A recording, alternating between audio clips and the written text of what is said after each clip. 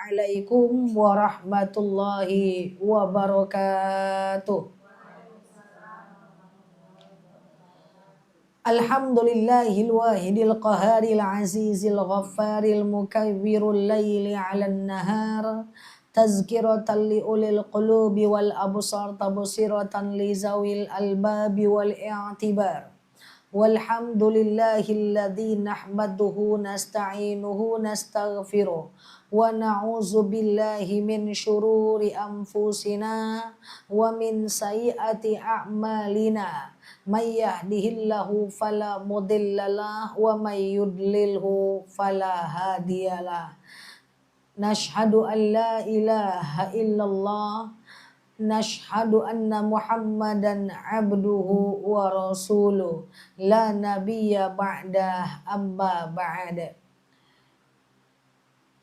Kama qala Allah ta'ala azza wa jalla fi kitabihil karim, na'udzu billahi minasyaitonir rajim, bismillahirrahmanirrahim. Ya ayyatuhan nafsul mutmainnah irji'i ila rabbiki radiyatan maradiyah fadkhuli fi ibadi wadkhuli jannati al-ayah. Wa kama qala nabiyuna Muhammad ibn Abdillah, man salaka tariqan yaltamisu fihi ilman sahalallahu bihi tariqan ilal jannah. Al-hadis sadaqallahul azim. Ibu-ibu yang saya sayangi karena Allah, sebelum kita mulai kajian kita berdoa kepada Allah, semoga siapapun kita yang hadir dalam majelis ini, insya Allah Allah sehatkan badan kita, Allah kuatkan jasad kita, Allah tambah ruh keimanan kita, Allah luaskan rezeki kita, Allah angkat segala masalah kita, Allah jauhkan kita dari orang-orang zalim, Allah matikan kita dalam keadaan husnul khatimah. Amin. Allahumma amin. Salatan salaman daimaini mutalazimaini ala nabiyyina Muhammad ibn Abdillah. Salawat salam kita hadiahkan kepada baginda Nabi. Allahumma salli ala Muhammad wa ala ali Muhammad. Ibu-ibu semua sehat? Baik ibu-ibu yang saya sayangi karena Allah, hari ini kita akan membahas terkait dengan fadilah menyantuni anak yatim, terutama di hari Asyura. Besok kita masuk hari Tasu'a, 9 Muharram kita berpuasa Tasu'a. Hari Kamis itu kita masuk puasa Asyura di tanggal 25 Juni. Ya, Tasu'a 24 Juni, Asyura di 25 Juni berdasarkan kalender nasional. Tapi kalau ada di antara ibu-ibu yang pengen 25-26 itu biasa perbedaan. Tapi kalau kita ikut kalender nasional 24-25 seketika 1 Muharramnya tepat di tanggal yang sesuai dengan 24-25. Maka besok nanti malam niatkan puasa Tasu'a. Sengaja aku puasa Tasu'a, sunnah atasku karena Allah. Dan Rabu malam atau besok malam jangan lupa niatkan puasa Asyura. Sengaja aku puasa Asyura, sunnah atasku karena Allah.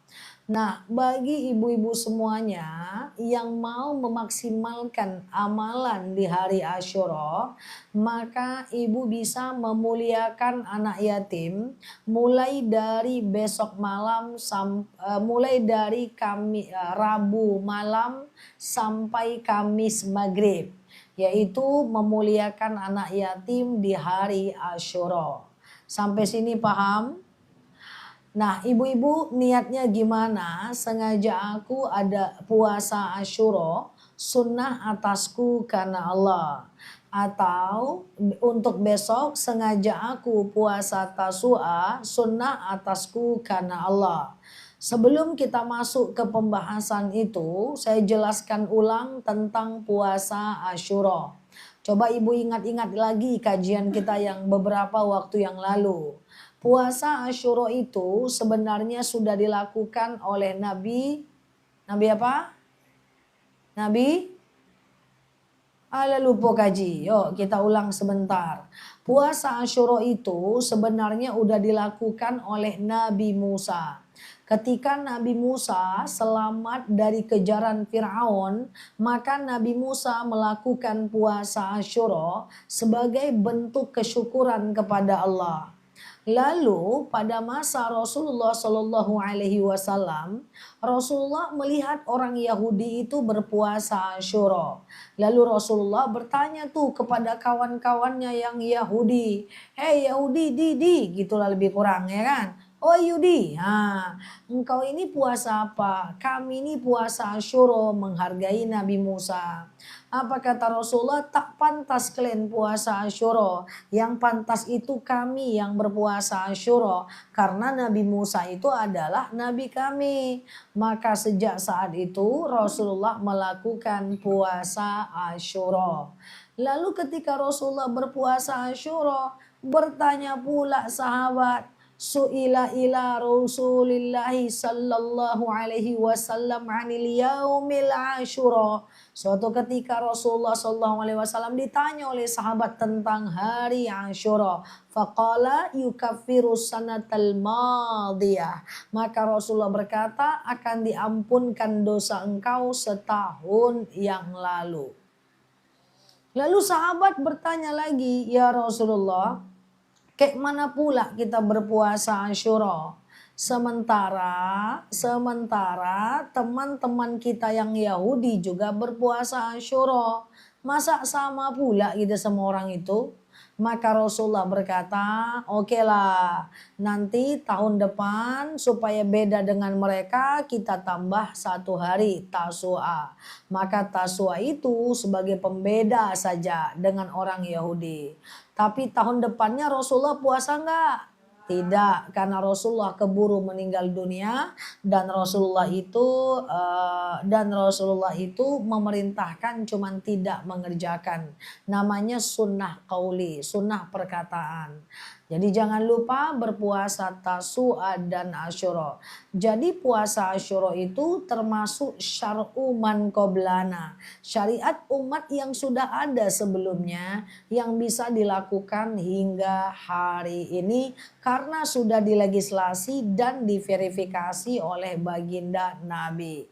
Salah satu amal yang bagus juga dikerjakan di hari Asyura adalah menyantuni anak yatim ya. Maka itulah tema kita hari ini.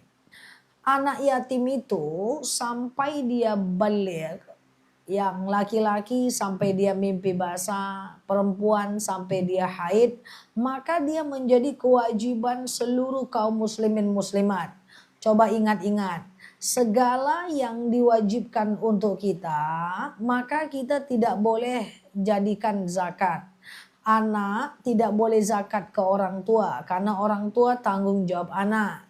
Orang tua tak boleh zakat ke anak, kan begitu? Karena anak tanggung jawab orang tua. Seorang suami tak boleh zakat ke istri walaupun istrinya fakir tidak bekerja karena istri tanggung jawab suami. Nah, karena anak yatim itu tanggung jawab seluruh masyarakat, maka kita tidak boleh zakat ke anak yatim. Makanya nggak ada uang zakat untuk anak yatim, yang ada santunan anak yatim. Karena anak yatim itu kewajiban masyarakat. Kalau ada anak yang terlantar di dalam masyarakat dan dia anak yatim, maka masyarakatnya berdosa. Karena anak yatim Allah posisikan sampai dia balik sebagai kewajiban masyarakat. Dan otomatis pahalanya tidak sama dengan pahala sedekah. Pahalanya lebih tinggi. Dan amalan yang bagus di hari Asyura. Oke, baik. Nah, persoalannya Ustazah, kami mau memuliakan anak yatim Ustazah. Tapi apa fadilah yang kami dapatkan ketika kami muliakan anak yatim di hari Asyura?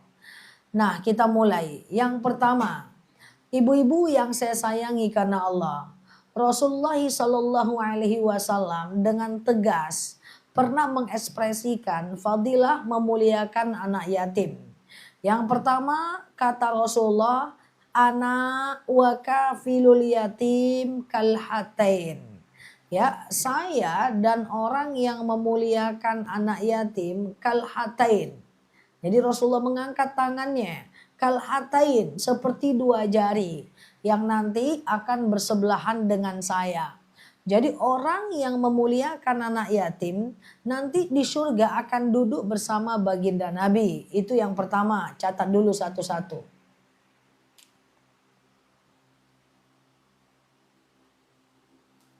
Catat dulu.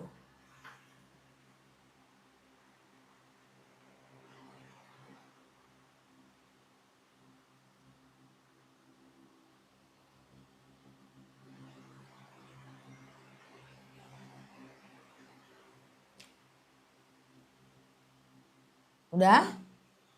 Udah? Yang kedua, ketika kita memuliakan anak yatim, memberinya sedekah. Jadi nanti ibu sedekah subuh, kalau ibu punya sedekah subuh, nanti caranya saya jelaskan teknisnya. Sekarang kita bahas dulu apa fadilahnya dulu. Nah nanti ibu sedekah di hari Asyura. Nah itu orang-orang yang bersedekah kepada anak yatim sudahlah duduk dengan baginda Nabi. Dan yang kedua sedekah kepada yatim atau menyantuni anak yatim insya Allah akan dapat fadilah mendapatkan syafaat di yaumil akhir. Apa itu syafaat? Masih ingat? Pertolongan. Saat nanti kita masuk neraka, Rasulullah akan lihat nih, fulan itu kok masuk neraka ya? Padahal kan dia dulu di dunia menyantuni anak yatim. Allah katakan enggak ya Rasulullah, dia itu tetap masuk surga. Ya Allah, waktu dia di dunia dulu dia rajin menyantuni anak yatim dengan ikhlas. Maka sesuai janji dalam hadisku yang telah kunyatakan kepada umatku, aku akan mendapatkan dan memberikan syafaat untuknya. Akhirnya nanti ibu masuk surga karena syafaat menyantuni anak yatim. Clear? Yang ketiga, menyantuni anak yatim itu bisa melunakkan hati kita. Dalam hadis yang diriwayatkan oleh Abu Hurairah, bahwa Rasulullah SAW didatangi oleh seorang laki-laki yang merasa hatinya keras. Lalu dia bertanya kepada baginda Nabi, ya Rasulullah, hatiku keras. Maka Rasulullah menjawab, imsah ra'sal yatim wa at'imil miskin. Kau usap kepala anak yatim wa at'imil miskin, dan kau kasih makan orang miskin. Jadi kalau ibu ada yang merasa hati keras, apa ciri hati keras? Kita ngerti memaafkan tuh harus, tapi kita enggak juga mau maafkan orang. Kita tahu kita egois, tapi kita menolak kebenaran. Kita tahu bahwa sebenarnya sih kalau berantem kita harus ngalah sih. Karena kita adalah seorang suami misalnya. Tapi egonya lebih tinggi daripada ke pola pikirnya. Hati keras. Orang yang hatinya keras, dia sadar kok hatinya keras. Cuman kekerasan hatinya menutupi akalnya untuk mengakui bahwa hatinya keras. Tapi orang ini datang kepada baginda Nabi. Ya Rasulullah, hatiku ini keras. Mungkin dia nyimpan dendam. Mungkin dia sulit memaafkan. Mungkin kalau berantem dia susah minta maaf. Ibu kalau ada berantem berantuk payah bana minta maaf karyati, lengrati. Nah. Karyango. Dia kadang-kadang bu, kita tuh tahu kita salah. Cuma karena ego, gak mau ngaku salah. Dan kita sadar itu. Kenapa sadar? Karena dalam diri manusia ada nafsul lawamah. Ada nafsul mutmainah. Nafsu baik kita sadar. Cuman masalahnya ada hati yang keras. Ciri hati keras, satu, tidak mau mengakui salah. Kedua, susah minta maaf. Yang ketiga adalah selalu fokus sama salah orang. Susah minta maaf, tidak mau mengakui salah, fokus dengan salah orang, hati keras. Keras sekali pokoknya bu. Jatuh pun dia karena perbuatannya, dia bilang itu takdir. Padahal bisa jadi karena sikap dia. Susah berubahnya. Kalau orang udah hati keras, ibu gak usah banyak berharap lah. nanti banyak kecewa. Lalu diberikan nasihat, mental. Tadi apa? Yang pertama kali ini tidak mau dia mengaku salah. Yang kedua, susah minta maaf. Yang ketiga, fokus dengan salah orang. Yang keempat, susah menerima ilmu pengetahuan. Nah ini repot ini. Yang lebih parahnya itu karyangok tapi tidak sadar kalau waktu karyangok. Leng ngerti tidak? Jadi kita tuh keras hati, cuma kita tidak menyadari kekerasan itu. Kalau orang yang datang kepada Rasulullah ini dia sadar kalau dia keras hati. Makanya dia bertanya kepada Rasulullah, ya Rasulullah hatiku keras, apa obatnya? Apa kata Rasulullah? Imsah ra'sal yatim wa at'imil miskin. Kau usap kepala anak yatim, lalu kemudian kau kasihlah makan orang-orang miskin. Jadi ketika kita mengusap kepala anak yatim, maka lunak hati kita nih. Nah mengusapnya aja, itu tidak memberi sedekah loh. Hanya mengusap saja. Itu hadis riwayat Ahmad, disampaikan oleh Abu Hurairah dalam rawi yang sangat sahih. Jadi luar biasa. Nah ibu-ibu yang saya sayangi karena Allah, itu fadilah selanjutnya. Jadi memuliakan anak yatim ini spektrumnya itu dia tidak termasuk sedekah biasa. Dia posisinya ditempatkan ke dalam sedekah yang satu level di atas sedekah. Kalau sedekah itu kan diantaranya as-shadaqatu tamna'u mitatasuh. Sedekah itu menghindarkan kita dari kematian yang buruk. Ya kan? Itu sedekah. Contoh lagi, dengan kita bersedekah kita akan menjauh dari neraka. Sekali kita sedekah kita menjauh dari neraka. Tapi kalau menyantuni anak yatim spektrumnya luas lagi ya. Nah jadi supaya ibu hati lembut, kalau ada yang ngerasa karya-karya muliakanlah anak yatim. Oke, yang pertama apa tadi fadilahnya?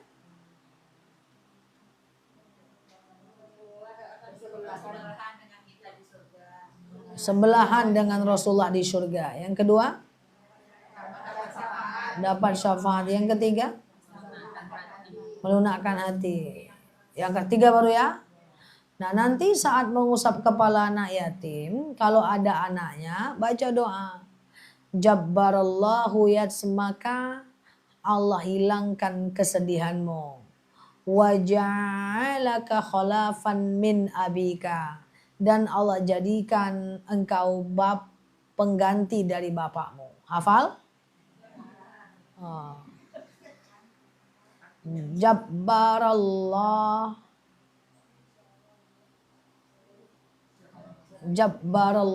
yatsmaka. Jabbarallahu yatsmaka.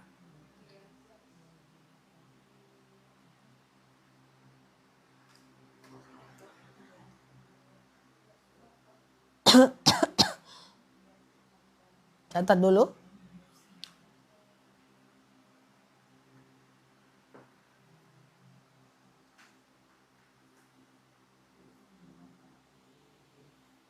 Udah? Udah? Yatsmaka artinya aja dulu catat. Allah hilangkan kesedihanmu.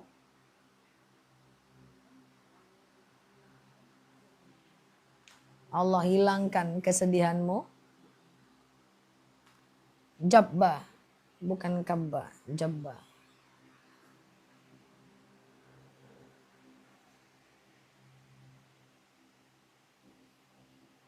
Udah? Wa ja'alaka khalafan. Khalafan. Jabbarallahu yasmaka wa ja'alaka khalafan. Udah? Wa ja'alaka khalafan min abika.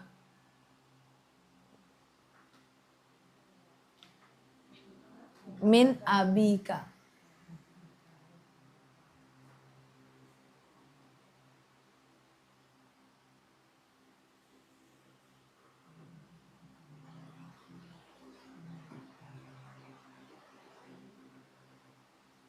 Udah catat? Artinya sudah?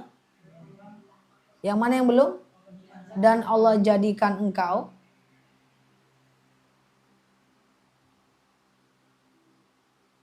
pengganti ayahmu.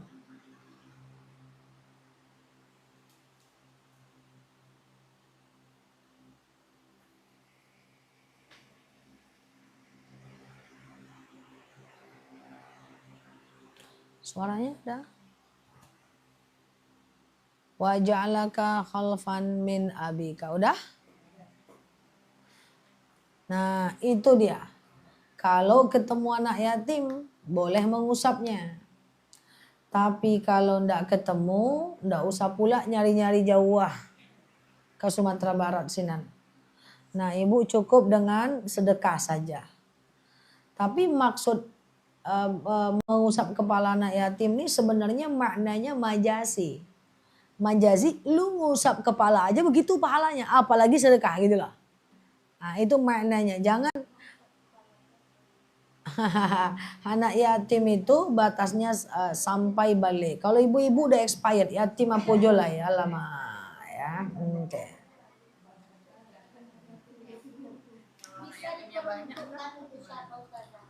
Satu aja nggak apa-apa.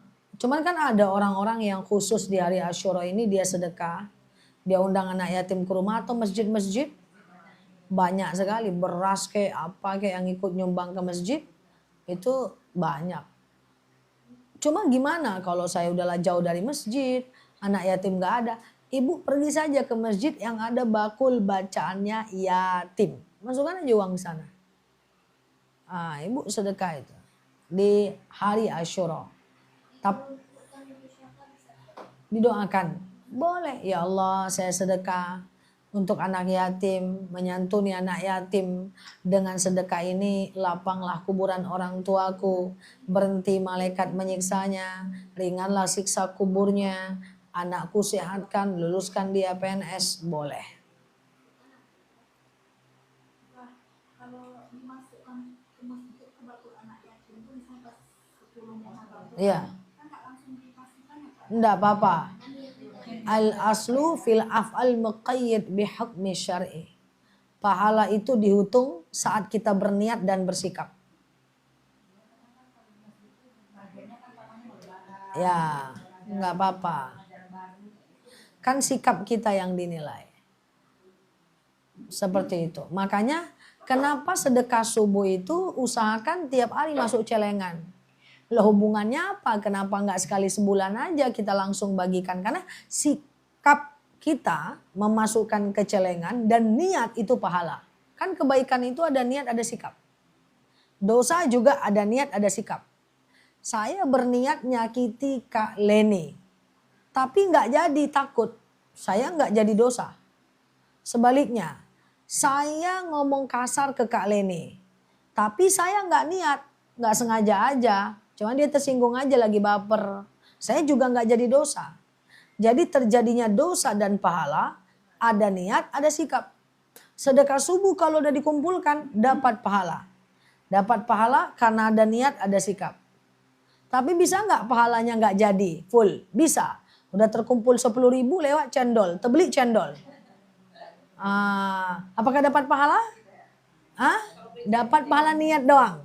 Dalam hadis arba'in, kebaikan yang cuma niat tapi tidak jadi pula karena ada lewat cendol depan rumah, maka cuma dapat pahala niat dalam hadis arba'in. Kebaikan yang tidak jadi kita kerjakan dapat satu niat. Keburukan yang tidak jadi kita kerjakan dapat satu pahala. Lebih banyak pahala kebaik. Lebih gampang cari pahala atau jadi dosa? Cari pahala. Niat aja udah berpahala. Keburukan nggak jadi pahala juga Kak. Kakak pengen gosip, nggak jadi Kak, pahala Kak. Jadi gosip aja lah, tapi nggak usah jadi gitu loh. Nanggung, letas sasa. Ya. Jadi ini dalam hadis arba'in yang kita sudah hatam membahasnya. Ya kan? Jadi ketika kita ingin berbuat jahat, nggak jadi, kita nggak dapat dosa. Malah kita, misalnya ibu mau keluar rumah nih, mau buka aurat, nggak jadilah takut, itu dapat pahala loh. Jadi menahan diri dari dosa itu dapat pahala. Seperti itu. Kalau kita ke panti itu, Bagus. maksudnya berdoanya kan anak-anak ramai itu kan, doanya jadi satu terus kita usap kepala. Enggak, pas ngusap satu-satu Kak.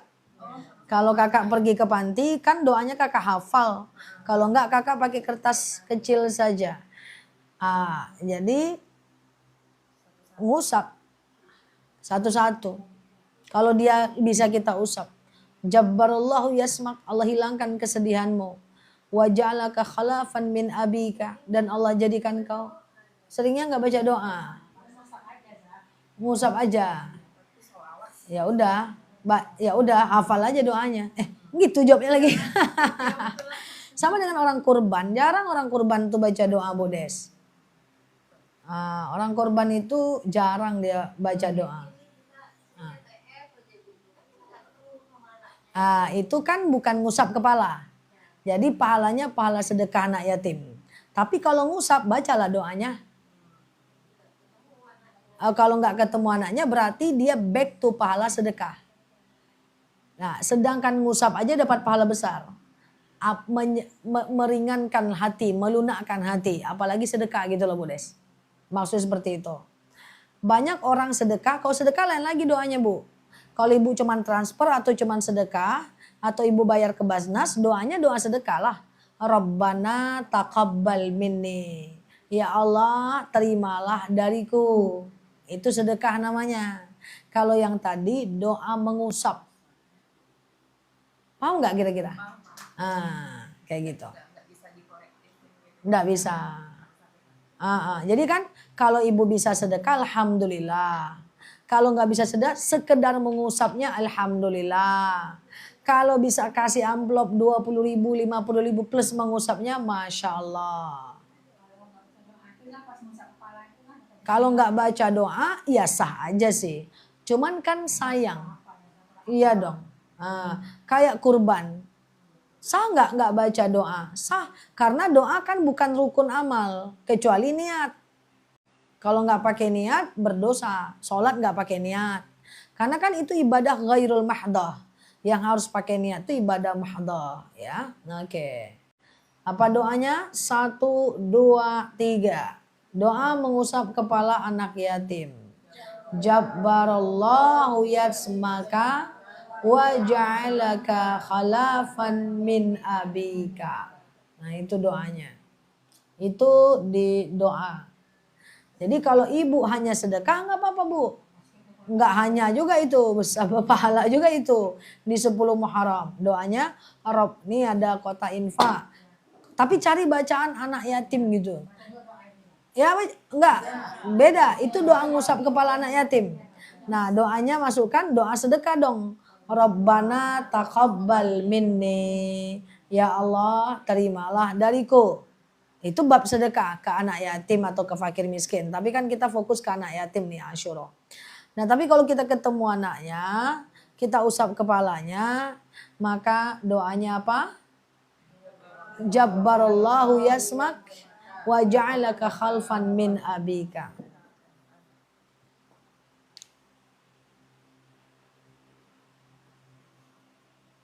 Mau tahu lagi pahala ngusap kepala anak yatim? Yuk, nomor berapa lagi? Nomor 1 apa tadi ya? Berdampingan di akhirat dengan anak yatim. Dengan Rasulullah. Dengan Rasulullah. Yang kedua mendapatkan syafaat di yaumil akhir. Yang ketiga mengusap kepala anak yatim. Itu bisa melunakkan hati yang keras. Dan kemudian tadi kita belajar cara berdoanya ya. Seorang ulama nomor 4 pernah berkata, barang siapa yang berpuasa di hari Asyura, maka kan tadi diampunkan dosa setahun yang lalu, betul? Dan barang siapa yang mengusap kepala anak yatim dengan tangannya, man massahaya dal yatim ra'sal yatim. Siapa yang mengambil tangannya dan mengusap kepala anak yatim. Nah, ini luar biasa. Oke, kita angkat tangan pakai tangan kita, lalu kemudian kita usap kepala anak yatim. Kan gitu ceritanya kan?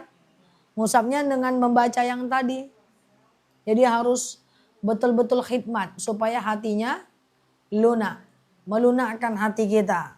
Rafa'allahu ta'ala azza wa jalla lahu lahu likulli sya'ratin darajah. Wah, luar biasa. Arabnya nggak usah catat, pusing nanti. Ya. Oke. Nah, artinya apa? Allah akan angkat derajat kita nih dari setiap helaian rambut anak yatim itu. Jadi derajat kita itu terangkat di mata Allah dan Allah angkat derajat kita di mata manusia. Oke. Oke, gitu ya. Clear ya?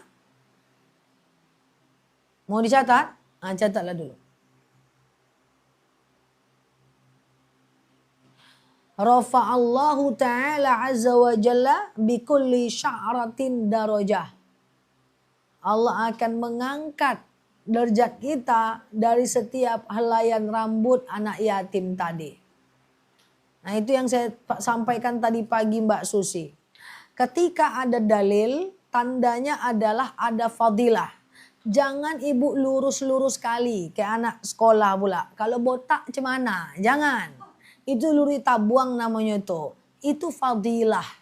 Fadilah itu tidak lurus begitu. Kalau gitu cari aja lah anak yatim yang lobek rambutnya. Jangan seperti itu ya. Jangan belajar macam anak TK ya. Paham ya? Yarfa'illahu ta'ala azza wa jalla sya'ratan darajah. Oke gitu ya. Oke, clear ya. Nah, tadi pagi udah saya bilang tuh di live, jangan pula cari pula yang kalau gitu yang botak mana kayak gitu ya. Cari aja yang banyak. Nah, yang botak enggak usah, enggak kayak gitu. Itu fadilah. Sama dengan fadilah itu banyak hal yang kita tidak mengerti, Mbak. Contoh, Bu. Al-Waqiah itu bisa melapangkan rezeki kita kan, Bu. Tapi enggak cocok sama arti suratnya. Coba aja Ibu baca artinya. Suratnya tentang hari kiamat, Bu. Tapi artinya melapangkan rezeki. Nggak bisa kita bantah itu. Itu hadis. Siapa yang baca Al-Waqiah dilapangkan rezekinya. Fadilah hadis udah sami'na wa ata'na saja. Pokoknya banyak nggak nyambungnya itu. Contoh misalnya Al-Kahfi. Bercerita tentang Ashabul Kahfi. Bisa dilindungi kita dari Jumat satu ke Jumat lain. Dirikan cahaya di kaki kita hingga hari kiamat. Dijauhkan dari fitnah Dajjal. Dimudahkan untuk ke Baitil Atiq. Oh, nggak usah kita pikir-pikir itu. Itu dalilnya sahih, darajatnya oke. Dia sahih, bahkan mendekati mutawatir, lakukan. Kok kita pikirkan artinya pusing kepala kita. Surat An-Naba. Itu melindungi kita daripada hari penghisapan. Enggak nyambung banyak. Nah, jadi Ar-Rahman. Ya, As-Sajdah melindungi kita dari macam kezoliman manusia. Awalnya itu dia nggak nyambung ya. Nah, cuman karena dia macam bagian daripada fadilah kita lakukan. Termasuk yang ini. Jangan cari anak yatim yang hanya punya rambut, yang botak pun usap. Cocok? Oke. Ya, clear ya. Nah, ibu-ibu yang saya sayangi karena Allah. Nah, itu dia ya. Jadi luar biasa. Oke, selanjutnya. Nomor 1 apa tadi? Ulang lagi. Didekatkan oleh Rasulullah dengan Rasulullah di yaumil akhir nanti. Mendapat syafaat, melembutkan hati, diangkat derajat. Diangkat derajat ini jangan main-main. Orang yang diangkat derajatnya di mata manusia, di mata Allah, itu orang-orang yang sangat disukai oleh banyak orang. Walaupun dia itu nggak ngapa-ngapain, ada keseganan orang atas dirinya. Orang khawatir menyakitinya, orang khawatir melukainya. Nah, orang yang diangkat derajatnya oleh Allah, ya itu banyak ya. Di antaranya orang beriman, berilmu pengetahuan, jelas. Yarfa'illahu alladhina amanu minkum walladhina utul ilma darajat. Orang yang diangkat derajatnya diantaranya adalah orang beriman dan orang-orang yang berilmu pengetahuan. Ya kan? Nah maka kalau kita memuliakan anak yatim, derajat kita diangkat. Kita nggak diremehkan orang, kita nggak dijatuhkan orang, kita disukai orang. Sehingga derajat kita terangkat. Bukan karena kita ingin menampak-nampakkan kehebatan kita, tapi memang fadilah karena kita sering memuliakan anak yatim, maka kita diangkat derajat. Kalau bahasa Indonesianya prestis. Ibu, prestis. Kita punya level di hadapan Allah. Kita punya level di hadapan manusia. Percayalah, kalau kita sering sedekah ke masyarakat, sedekah ke keluarga, kita ada prestis nggak? Ada nilai di mata mereka dan di mata Allah. Itu mengangkat derajat kita di mata Allah dan di mata manusia. Itu prestis. Seorang suami yang dengan senang hati istrinya dikasih nafkah, istrinya bahagia, kehormatan bagi suami. Yang ngerti sih. Kalau nggak ngerti ya nggak bisa juga sih. Oke. Karena kalau saya ngomong gini banyak yang protes. Suami saya nggak kayak gitu. Oh, mungkin dia ya kayak mana ya? Ya kayak gitu ya. Jadi kehormatan. Semakin dia memberi dengan senang, semakin hormat dia. Kehormatannya terjaga. Muruah, maruah terjaga. Maka perempuan harus terhormat gitu ya guys. Ya kita lanjut. Yang selanjutnya nomor apa lagi? Nomor 5. Yuk kita udah mau siap ya. Dan nomor 5 lagi ya. Hah? Ya, nomor 5. Orang yang memuliakan anak yatim, insya Allah dosa-dosanya akan diampuni. Kecuali dia melakukan dosa besar. Hadis riwayat At-Tirmizi dari Ibnu Abbas. Jadi sedekah ke anak yatim 2 tuh double 2 in 1. Ya, sekaligus dia dapat pahala, sekaligus dia gugur dosa-dosanya. Masya Allah.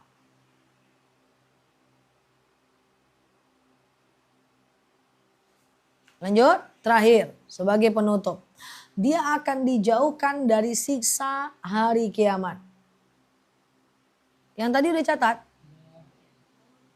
Belum lagi. Yang tadi Allah akan ampunkan dosa-dosanya. Kecuali dia melakukan dosa besar. Dosa besar apa? Ya, BUNUH, berzina, itu dosa besar. Kemudian, apalagi dosa besar yang banyak dilakukan orang? Hah? Syirik pasti, yang banyak orang lakukan. Riba. Riba itu dosa besar loh. Riba, aduh. Riba itu gadang dosanya tuh. Riba itu dosanya gede. Riba itu bagaikan menzinahi bukan dong sendiri. Semoga ibu-ibu yang terlanjur hutang riba Allah lunaskan. Allah lunaskan hutang-hutangnya itu.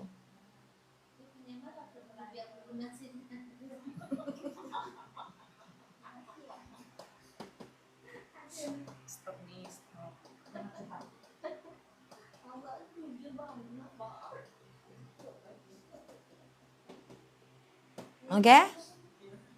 Nomor terakhir. Nomor apa lagi? 6. Dijauhkan dari siksa api neraka.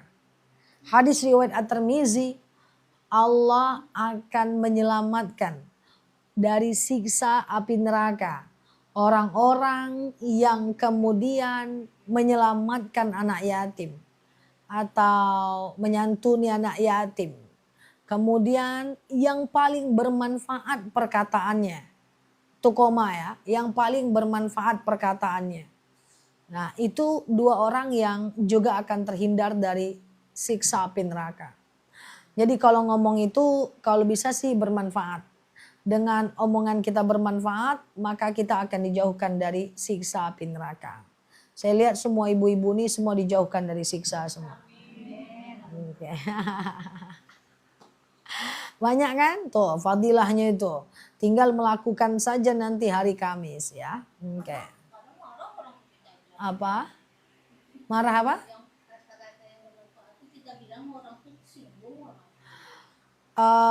Kadang-kadang kata-kata yang bermanfaat itu diantaranya kan saling menasehati dalam kebaikan ya.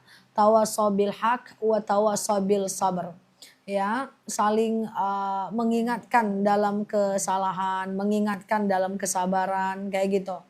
Nah cuman memang kebanyakan manusia itu maaf saya minta maaf fasik. Fasik itu apa? Fasik itu orang yang udah salah tapi tidak mau mengaku salah. Orang yang dia salah tapi nyalahkan orang lain. Jadi kalau kita menasihati orang ke arah kebaikan, lalu dia protes, dia tersinggung, ya karena kebanyakan orang fasik. Beda loh pada masa Nabi atau anak-anak di pesantren sekarang. Saya nggak tahu yang sekarang. Kalau kami dulu, setiap ketemu sama kawan, seperti dulu pada masa Nabi, apa yang kami bilang? Ausini, ausini Kak Ririn, kali ini ausini, Bu Des ausini, nasihati aku, cari kekuranganku, nasihati aku. Suatu ketika Abu Bakar merajuk dengan Ali bin Abi Thalib. Karena Ali bin Abi Thalib itu pinter. Saking pinternya Rasul pernah mengeluarkan sebuah dalil. Ana Madinatul Ilm. Saya kota ilmu. Waliyun babuha. Ali kuncinya. Makanya Ali itu paling pinter. Walaupun hidupnya sederhana dengan Fatimah. Tapi pinter otaknya. Abu Bakar selalu berharap nasihat dari Ali bin Abi Thalib. Ini anak kecil pinter ini. 3 hari gak dinasihati, merajuk. Ditanya oleh Umar, kenapa kau kayaknya mendiamkan Ali? Ah, karena dia udah ndak nasihatiku 3 hari. 3 hari nggak dinasihati merajuk. Ibu kita 3 hari dinasihati, bengamuk gitu. Agak beda memang. Ndak bersapa. Merajuk. Jadi saya ingat dulu, saya teman-teman saya, semoga teman-teman sehat lah ya. Teman-teman saya dulu pesantren. Itu kalau kami nggak dinasehati itu, kami itu sedih gitu loh. Jadi ada satu teman saya yang kita saling menasehati. Memang 2 hari saya tidak nasehatin dia. Ya aku nggak ketemu lagi salahmu apa gitu. Sekarang orangnya masih ada sih di Pekanbaru itu. Saya teringat banget tuh. Jadi dulu kalau kami ketemu dengan orang itu, kami selalu ausini, ausini, ausini, ausini. Tapi dalam menasehati orang nggak boleh terang-terangan. Kalau kita di online yang ngingatinnya pakai DM. Kalau kita lagi punya siswa yang ngingatinya 2 mata. Nggak boleh saya jadi ustazah, saya tunjuk-tunjuk ibu salah. Nggak boleh. Imam Syafi'i pernah berkata, siapa yang menegurku dalam sendiri, dia sedang menasehatiku. Siapa yang menegurku di hadapan orang banyak, maka dia sedang menghinaku. Maka siapapun orang berilmu, kalau dia menegur orang di sosial media, pasti dia nggak ada adab. Walaupun dia banyak ilmu pengetahuan. Jadi hati-hati. Adab lebih tinggi daripada ilmu pengetahuan. Jadi mengingatkan itu sebenarnya bagus. Ibu sesama pengajian saling mengingatkan, ausini, ausini. Kalau diingatkan diam-diam, nggak ada orang yang tersinggung. Pelan-pelan, bahasanya baik-baik. Nanti jangan kayak gitu, nggak enak kalau dilihat orang koni. Koni so alim kali, memang alim aku. Jangan kayak gitu, berkelahi ya. Jadi ingatkan aja, ausini saling menasehati. Gini Bu. Masalahnya Bu, kalau kita ingin jadi lebih baik, kan kita harus perbaiki kesalahan, betul? Yang nampak salah kita itu cuma orang Bu. Yang kita nampak diri kita baiknya kita aja. Yang nampak salahnya kita tuh orang. Sama dengan kita juga nampak salahnya orang. Jadi cari orang-orang yang betul-betul objektif, yang betul-betul bisa menjaga aib. Ya tanyakan sama dia, tadi aku ada salah ngomong gak? Tadi kira-kira omonganku berlebihan gak? Tanyain saja, minta nasihat. Walaupun dia siapapun, entah dia teman kita, tanyain saja. Oh tadi aku kayaknya salah ngomong sih, gimana ya untuk aku perbaiki ke depan. Dan kali ingatkan saja ya kalau aku salah, gak ada masalah. Nah justru kalau kita gak diingatkan, kacau. Banyak orang nanti gak suka sama kita karena akhlak kita. Tapi ingat menasehati harus face to face. Nama Arabnya muhasabah li nafsik, yaitu mengingatkan face to face. Nggak boleh muhasabah lil jamaah, mengingatkan depan orang. Itu nggak boleh, fatal sekali. Nah itu Imam Syafi'i. Imam Syafi'i aja marah loh, ditegur di hadapan orang, apalagi jamaah. Sekelas Imam Syafi'i loh. Siapa yang menasehatiku dalam sendiri, dia sedang menyayangiku. Siapa yang menasehatiku di hadapan orang banyak, dia sedang menghinaku. Iyalah ya kan, betul juga ya kan. Di hadapan orang banyak membuka aib kan. Beda-beda tipis antara membuka aib dengan mengingatkan. Ya, na'udzubillah. Semoga Indonesia lebih baik. Karena di Indonesia banyak orang menegur orang dengan sosial media. Kulluh Wala taqafu ma laysa bihi ilm. Inna sam'a wal basara wal fuada ulaika kana anhu mas'ula. Setiap mata, pendengaran, hati, lisan, semua diminta pertanggungjawaban. Kullukum ra'in wa kullukum mas'ulun an ra'iyatihi. Lidah, semua akan diminta pertanggungjawaban di hadapan Allah. Hakimnya langsung Allah, nggak ada pakai-pakai Rasulullah, langsung pangkas atas. Hati-hati dengan lisan, hati-hati dengan cakap. Hati-hati, setan ada dan nggak pernah berhenti merusak kita. Nauzubillah. Semoga bermanfaat. Assalamualaikum warahmatullahi wabarakatuh.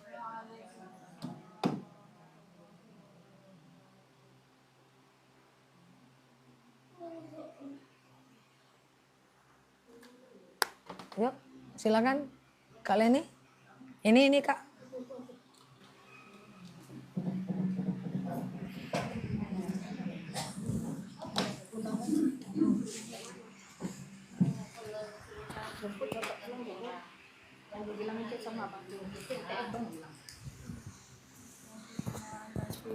Biar aku pegang enak. Astaghfirullahaladzim, astaghfirullahaladzim.